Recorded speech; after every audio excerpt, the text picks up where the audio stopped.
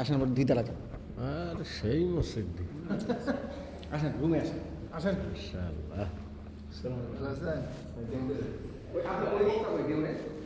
হ্যাঁ ও চলে গেছে কিনা দেউরের বক্তাটা, আর আপনার সাথে যে ছিল আরেক প্রধান বক্তা। হ্যাঁ চলে ওই ভাত খাওয়াই দিয়ে আগে নাস্তা আমার সাথে ওঠে। শরীরে তো সেই উপরে কি টয়লেট আছে রে? উপরে টয়লেট আছে? কিসনে যেতে পারেন নাকি? এই দোতলা আরে খাইছে রে এগুলা টাইলস লাইট সবাই ফেলে আছে।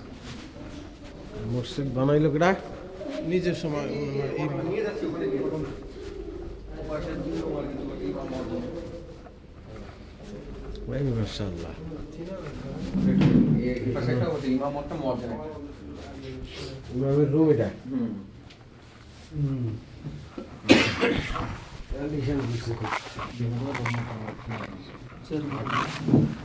ভাই এখন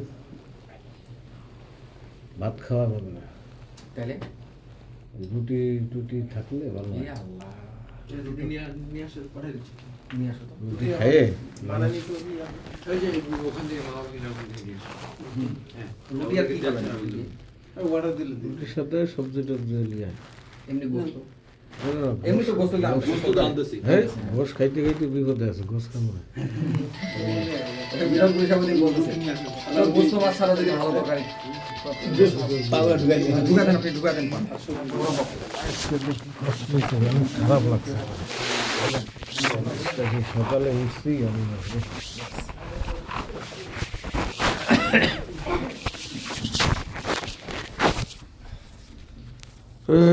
মালা